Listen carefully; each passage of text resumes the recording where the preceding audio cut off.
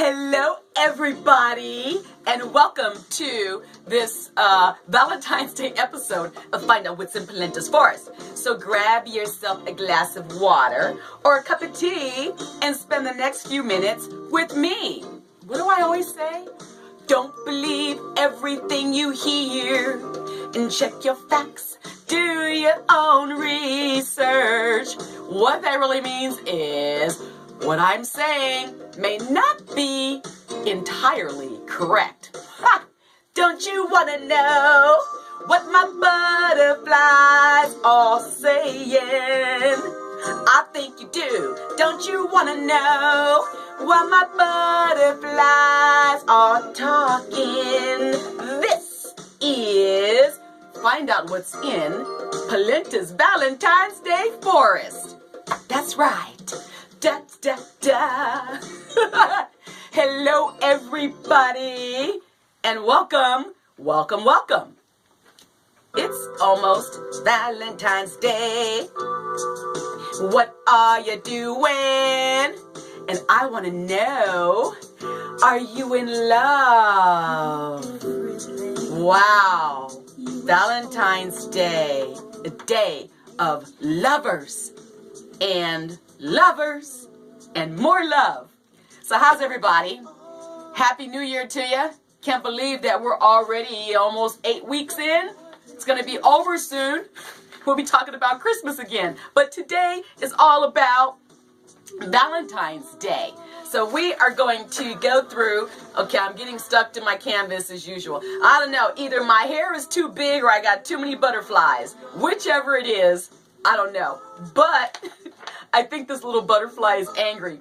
Anyway, Valentine's Day is a day for lovers. And this is the history of Valentine's Day in the United States of America. Valentine's Day is celebrated on February 14th.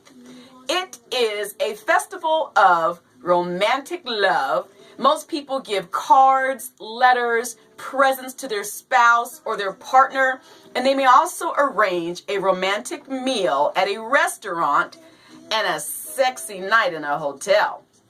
But symbols of Valentine's Day are generally hearts, red and pink colors, roses, and Cupid. But what do people do? Well, many people celebrate their love for their partner by sending cards or letters, giving gifts or flowers, and like I just said, arranging romantic dinners and romantic evenings as well. But people who would like to have a romantic relationship with somebody may also use this occasion to make their feelings known, often anonymously. But Valentine's Day cards are often decorated with hearts and cupids and pink roses and pink flowers and Valentine's Day gifts, chocolates, candies, lingerie, champagne, sparkling wine. However, lots of people do use this occasion for lavish gifts like jewelry and all kinds of other things to help you fall in love. But public life. Well, I'll tell you a little bit more about Valentine's Day. Valentine's Day is not a public holiday. It may be the holiday for the love in your heart, but it's not a public holiday. Government offices, stores, schools, and other organizations are open for business as usual. Public transit systems run on their regular schedule. Restaurants may be busier than usual, but generally, everything still goes along as planned. Valentine's Day is also a good day for people to get married. I know a lot of people, well actually that's not true. I know somebody that was married on Valentine's Day. I was going to say a lot of people, but there were a lot of people at that wedding, so I guess that is a lot of people. White lies will get you in trouble all day long. Anyway, the background of Valentine's Day is quite interesting because there are a number of saints called Valentine who are honored on February 14th. But the day became associated with romantic love in the Middle Ages in England. Now this actually may have followed on from the pagan fertility festivals that were held over in Europe. And they did this usually as winter came to an end. But traditionally, lovers exchanged handwritten notes, commercial cards became available, and then now here we are with Valentine's Day. But there is a much darker side to Valentine's Day. This is dun dun dun. So have your kids, your children, and your animals leave the room because this is going to be ugly. This is the dark origins of Valentine's Day, otherwise known as the real truth of the fairy tale.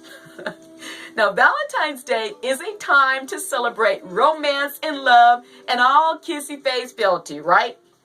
But the origins of this festival of candy and cupids are actually dark, bloody, and a bit muddled.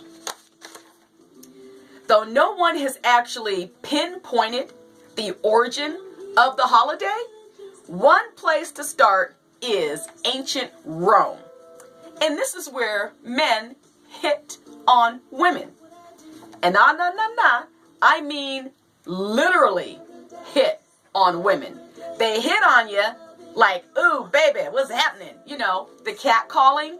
But then they also hit you, all right? Check this out.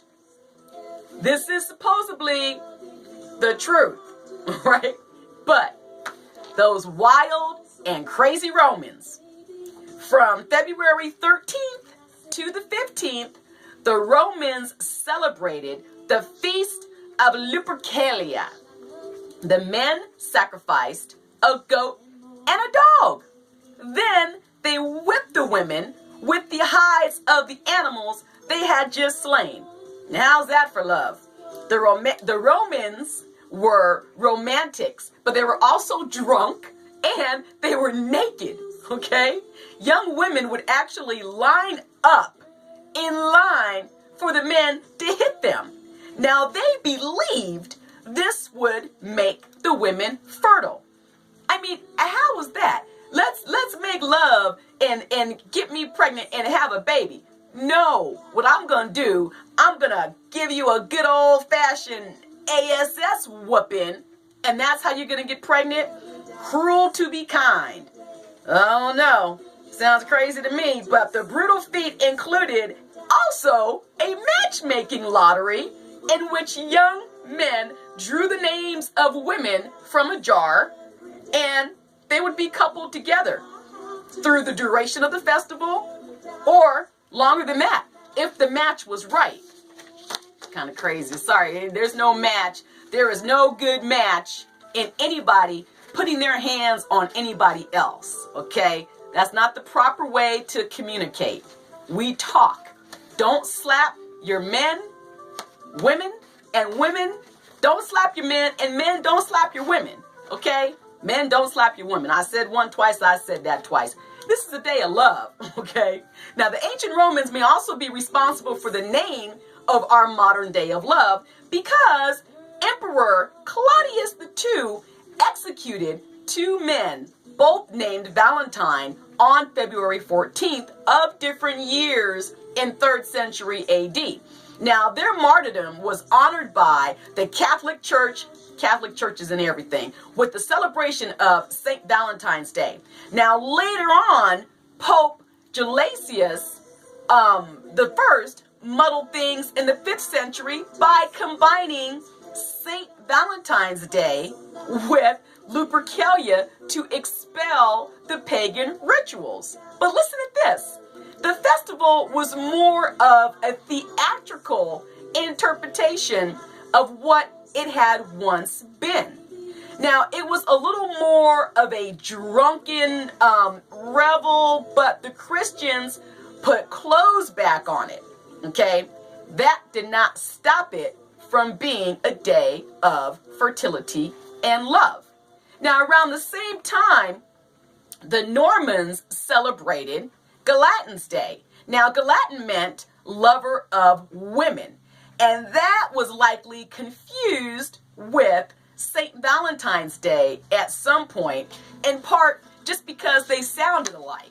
Now see, that was actually a good mistake, because look at what came out of this. This is how bad things turn around to be good. Shakespeare. Yes, Shakespeare. Shakespeare in Love. And I do believe that was a movie way back when with Gwyneth Paltrow and Ralph Fiennes. I'm not sure. Don't quote me, look it up, but I do believe that was a movie. I saw it. But as the years went on, the holiday grew sweeter. Chaucer and Shakespeare romanticized it in their work, and it gained popularity throughout Britain and the rest of Europe. So they did little handmade paper cards and tokens throughout the Middle Ages, and eventually, my people, the tradition made its way to the New World. The Industrial Revolution actually ushered in factory-made cards in the 19th century, and in 1913, Hallmark Cards of Kansas City, Missouri began mass production of Valentines. February has not been the same since. Now today, Valentine's Day is big business. According to the market research firm, according to the market research firm, IBIS World, Valentine's Day sales has reached $17.6 billion. That was last year. And tomorrow, which is actually Valentine's Day, they expect the total to be over $18.6 billion in business. Wow, that is amazing. And also, they talked about Cupid being the winged creature that, pulls his little arrow naked and he touches the heart of somebody and then you magically fall in love. Well, when it said little winged creature, I'm all about the other side stuff. So I was like, wait a minute, let me do some research on Cupid. But Cupid is actually a good guy. He's a little goddess of love. He's related to, I don't know, I think whoever the goddess of love is, Venus or somebody. And he runs all around with that little clan. So, that's pretty good. But, I hope that all of you have a super, super wonderful and safe Valentine's Day. If you are in a relationship, take this time to put aside anything, even the disagreement you had 5 minutes ago. Write some little sweet notes on paper. Try to work out your relationship. It all starts with communication. And today, Valentine's Day, is as good a time as any to rekindle old love. Just rekindle love. Be good to yourself. Be good to your partner. Be good to your wife. Be good to yourself. And if you're single on Valentine's Day, don't let anybody make you feel bad about that. If you're single and you're single, well, you know what you're going to do? You're going to love yourself. Go out and love yourself.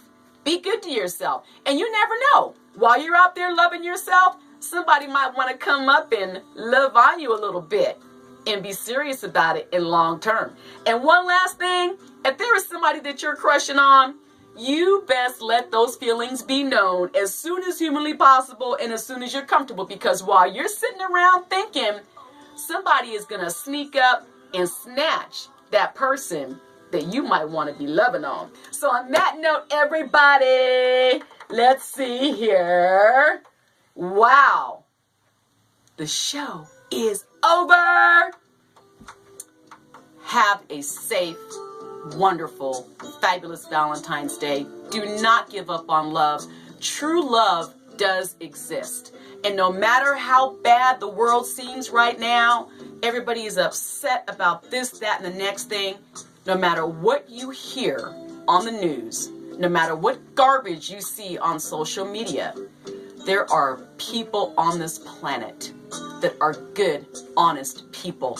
And they just want to love you and help you and be good and share their warmth and their goodness. So don't give up on the positive. Don't get so wrapped up in the negative that you forget about the good, positive things that are on this planet. So on that note, ladies and gentlemen, you can go buy my book. It's available everywhere. And as usual, I am so, so very grateful for everything. And I'm even more grateful for you. So you hang in there, fall in love, be positive, be happy, go out into the world and make somebody's day. God bless you all, and I'll see you next time on Find Out What's in My Forest. All right, everybody. Be nice.